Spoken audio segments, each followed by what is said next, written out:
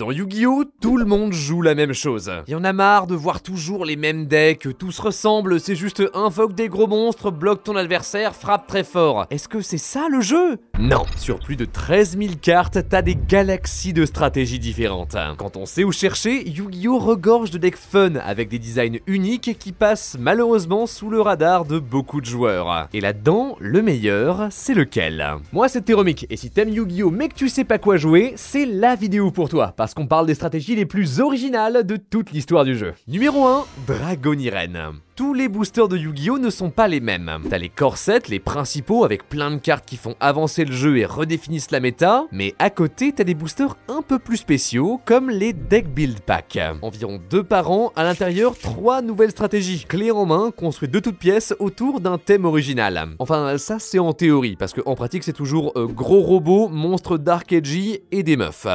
Voilà, un pack de la genèse, gros robot, monstre edgy, meuf, pro for secret, gros mec, edgy, meuf, et ainsi de suite, vous avez le tableau. Heureusement, au-delà de l'esthétique, chaque stratégie arrive avec une proposition de gameplay très originale. Mikanko de Incroyable Défendeur est une approche nouvelle de l'OTK avec des magies d'équipement, Drytron est une révolution pour les rituels, tandis que Âme du Vainqueur se joue littéralement comme un jeu de combat. Les deck build packs sont ainsi très attendus par la communauté, et en 2019, les combattants mystiques ne font pas exception à la règle. Dedans, on découvre les Générateurs, des gros monstres de niveau 9 qui se sortent directement du deck, et les Matmech qui, quelques années plus tard, deviendront le cœur de tous les decks cybers. Mais par-dessus tout, celle que les fans ont retenue, c'est les Dragoniren. Série de maids à queue et à cornes. Oui, on parle de waifu dès le début, c'est ma vidéo, je fais ce que je veux. Protectrices d'un manoir, leur particularité, elles se transforment en dragons. Quand tu les invoques, Cuisine cherche ses sœurs du deck, Petit Salon et Linge les envoient au cimetière, tandis que Infirmière les réanime. Mais surtout, au début de la battle phase, tu peux les renvoyer dans ta main pour invoquer leur forme draconique depuis ta main ou cimetière. Bien plus grosse avec des effets plus offensifs. Tinkek booste l'attaque tandis que Lorpar paralyse les monstres adverses. Puis à la fin du combat, les dragons reviennent dans ta main pour ressortir les maids qui reprennent symboliquement forme humaine. Finalement, pour achever ton adversaire, tu sors la maître des lieux, Maison Dragoniren. À chaque fois que un de tes dragons retourne dans ta main, tu peux cibler un monstre sur le terrain et le détruire. Ce qui rend le deck si spécial, c'est à quel point il arrive à exprimer un concept narratif, donc des maids qui se transforment en dragons, à travers son gameplay. Les cartes te donnent vraiment l'impression de faire ce qu'il y a sur les illustrations, et ça les rend très satisfaisantes à jouer. Tu démarres lentement, et au fil des tours, tu fais plusieurs transformations qui te permettent de récupérer tes monstres et d'activer leurs effets en boucle. Rapidement, t'as amassé tellement de cartes que ton adversaire ne peut plus te suivre, t'as plus qu'à l'achever. La stratégie est super, et pourtant, à sa sortie, elle a totalement floppé. À l'époque, on était sur la fin du format éternel. Orcus, Dragon du Tonnerre, Salamangrande, une méta impitoyable. C'était presque impossible de top avec quoi que ce soit d'autre. Les Dragoniren sont trop lentes, trop justes, et elles se font écraser par des stratégies plus puissantes. Heureusement, on ne les abandonne pas. Quelques mois plus tard, on nous donne Chambre Dragoniren, qui à l'invocation cherche une magie au piège de l'archétype. Comme par exemple Hospitalité, un Monster Reborn et Sacrifice inutile en une seule carte. Ou Rangement, elle renvoie une carte de l'adversaire dans sa main, puis tu peux la bannir du cimetière pour réanimer une Dragoniren. Excellent. La cerise sur le gâteau, c'est Shio. Version draconique de maison, au début de chaque tour, elle réanime une maid de ton cimetière. Puis, quand ton adversaire active une carte, tu peux renvoyer Shio dans l'extra deck, annuler l'activation et invoquer gratuitement Maison Dragoniren. Bref, des outils puissants qui poussent le deck à la limite de la méta. On envoie quelques morceaux dans d'autres decks dragons ou alors de temps en temps en tant que vrai deck rogue quand l'environnement était favorable. Dragoniren trouve sa niche, c'est l'essence même du deck tempo qui démarre lentement mais une fois qu'il est lancé devient inarrêtable. T'es jamais à court de cartes, t'actives tes effets en boucle, c'est extrêmement cool à jouer. Ces derniers temps, il avait un peu disparu du compétitif, mais si on en parle, c'est que bientôt, il va faire peau neuve. Au Japon, dans la Quarter Century Trinity Box, on trouve 2 cartes. Déjà, enfin, la forme draconique de chambre qu'on attendait depuis très longtemps, mais surtout, une nouvelle fusion. Quand Lady Maid touche le terrain, elle invoque gratuitement une soubrette du deck, et au début de chaque tour, elle invoque une autre fusion de type dragon, donc pas juste une Dragoniren, en renvoyant les matériels requis depuis ton terrain ou ta zone bannie dans le deck. C'est parfait pour sortir Shiu, ou alors Philia Regis, autre nouvelle fusion qui peut bannir n'importe quelle carte sur le terrain. Ça change tout, maintenant le deck est 3 fois plus explosif. Bientôt il aura le potentiel de s'élever au sommet de la compétition, et ça sans trahir le concept central de son gameplay. C'est un vrai bijou de game design que je vous recommande chaudement. Numéro 4, Paléozoïque.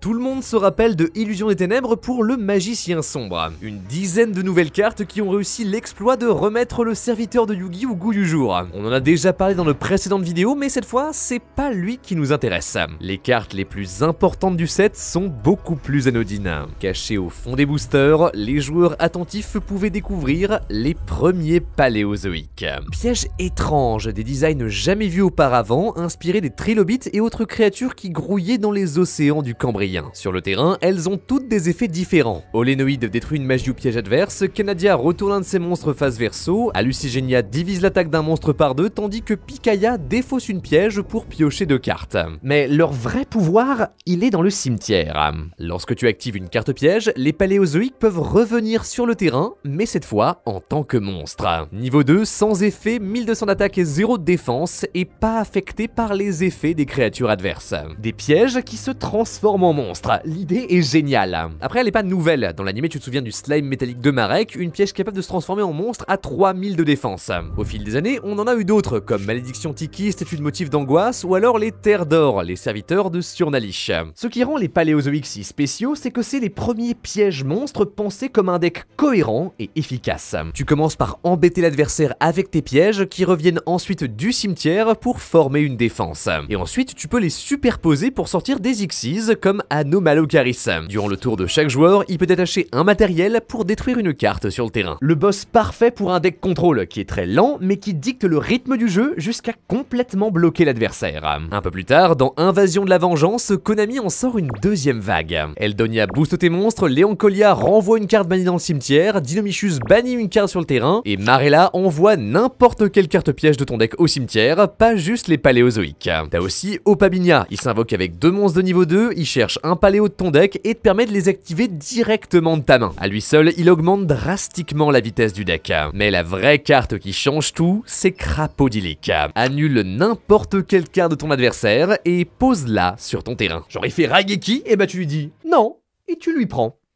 Des nouvelles armes qui propulsent Paléozoïque au sommet des tournois. 15 tops en 2016, presque 50 en 2017. Il est entre les mains des meilleurs duellistes de son époque, comme Joshua Schmidt, qui s'en sert pour gagner le YCS de Prague. Le mieux, c'est qu'il le joue encore aujourd'hui. En 9 ans, le deck a drastiquement évolué. On l'a vu avec les grenouilles, bien sûr, mais aussi avec les sprites ou alors les tiermentations. Sa version ultime ressemble à ça. 60 cartes, presque que des pièges, dont Transaction Rollback. Contre la moitié de tes points de vie, tu peux la bannir de ton cimetière pour copier l'effet de une de tes pièges dans ton cimetière sans avoir à payer son coût. Donc si par exemple tu cibles une explosion élémentaire, tu rases le terrain adverse gratuitement. Et puisque Marella peut envoyer n'importe quel piège de ton deck au cimetière, les paléozoïques sont le meilleur deck pour abuser de cet effet. Une révolution. Après, la stratégie n'est pas parfaite, elle est un peu encore lente et surtout elle est très fragile aux cartes comme Plumeau d'Amarpi ou Orage Foudroyant. Mais si tu prends le temps de le maîtriser, c'est un des decks les plus fun et original que tu pourras trouver. Numéro 3, Mech Chevalier. De temps en temps, les cartes racontent des histoires. En 2017, dans le Code du Duelliste, on découvre Oram, Ib et Ningirsu. 3 amis qui, au cours d'une aventure, découvrent une relique de l'ancien monde. Grâce à une fée, ils obtiennent d'étranges pouvoirs avec pour mission de réveiller les autres reliques cachées partout sur Terre. Mais sur leur chemin se dresse une armée de machines, les Crawlers, dirigés par nul autre que les maîtres de ce monde, les Mech Chevaliers. Sorti en 2018 dans Force Extrême, c'est 7 monstres aux couleurs de l'arc-en-ciel qui ne se jouent comme aucun autre. Tous de très haut niveau, tu peux néanmoins les invoquer gratuitement dans une colonne où se trouvent déjà 2 autres cartes. T'as bien entendu, c'est un des seuls decks de toute l'histoire de Yu-Gi-Oh! Qui joue sur les zones du terrain. Par exemple, Lune Rouge peut bannir un Mech Chevalier de ton cimetière pour détruire un monstre dans la même colonne que lui. Étoile Jaune, pareil, mais avec les magies et pièges. De leur côté, Horizon Vert et Coucher de Soleil Orange gèrent les monstres au combat, tandis que quand Ciel Bleu touche le terrain, il ajoute des Mech Chevaliers de ton deck à ta main égal au nombre de cartes adverses dans sa colonne. En plus de invoquer tes monstres, tu dois surtout faire attention à où tu les invoques. Ça rajoute tout un aspect stratégique qui demande de réfléchir non pas seulement à ton combo, mais à la forme de ton terrain. Après, là je suis sûr que tu te dis, mais enfin Terreau, mais mettre 2 cartes dans une seule colonne c'est trop galère, si tu joues premier, tu fais rien du tout. Et c'est vrai, les Mech Chevaliers sont clairement designés pour laisser l'adversaire commencer et exploiter ses colonnes. Mais c'est pas obligatoire. Par exemple, dès le premier tour, tu peux invoquer Mech mec chevalier Avram, l'envoyer au cimetière pour sortir un Imdug dans ta zone extra, et puis en dessous, pour faire ta deuxième carte dans la colonne, tu peux placer une magie ou piège. Et justement, celles des mecs chevaliers sont spéciales. Tant qu'elle est sur le terrain, Clé de l'héritage du monde annule tous les effets des cartes pièges qui s'activent dans la même colonne qu'un chevalier. À côté, Chuchotement fait la même chose mais avec les magies, tandis que Secret annule les effets de monstres. Voilà la vraie stratégie des mecs chevaliers. Remplir leur terrain rapidement pour bloquer un maximum de colonnes.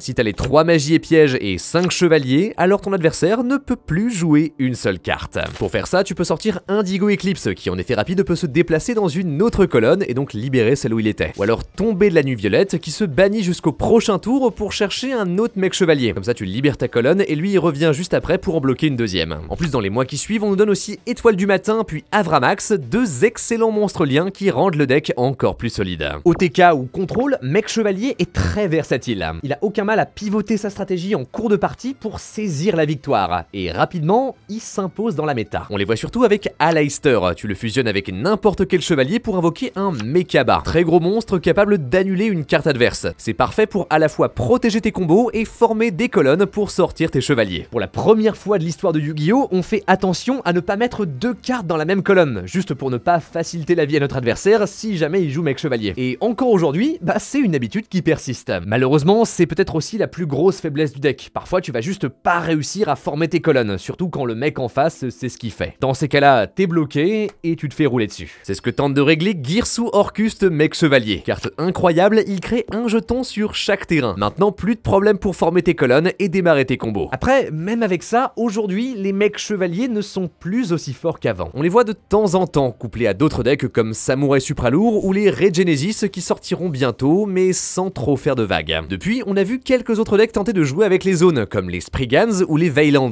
Mais c'est vraiment les mecs chevaliers qui, encore aujourd'hui, incarnent le plus cet aspect de Yu-Gi-Oh! Numéro 4, Patrol du pillage. Toutes les cartes Yu-Gi-Oh! Sortent d'abord au Japon, puis chez nous quelques mois après. C'est la règle. Mais parfois, on a des petites surprises. De temps en temps, le bureau occidental de Konami rajoute de nouveaux archétypes exclusifs à chez nous. On appelle ça les TCG World Premiere, et c'est de là que viennent les Kaiju, les Dangers, les Cosmo, mix entre Star Wars et le Magicien d'Oz, j'adore, ou alors les Abyss Ardents, une des stratégies les plus remarquables de toute l'histoire du jeu. Après, tous ne sont pas aussi bons, à l'inverse, les Tistina et les Rochers de guerre sont 2 des pires decks jamais designés. Mais leurs concepts sont toujours intéressants, que ce soit pour leur design, comme pour la coller aux troupes et leurs insectes militaires, ou pour leur gameplay. Voilà par exemple les Gothi, des poissons intersidérales qui se bannissent pendant le tour adverse pour sortir d'énormes synchros capables de raser le terrain. Les exclus TCG sont un nid à bonnes idées, et ma préférée, c'est Patrol du pillage. Début 2020, Assaut de l'Ignition nous présente cette flotte de gobelins vikings qui prennent la mer sur leur dracar. En défaussant un Patrol de ta main, Mork bannit les monstres adverses, Bram se débarrasse de ses magies et pièges, tandis que Lys annule les effets de ses monstres.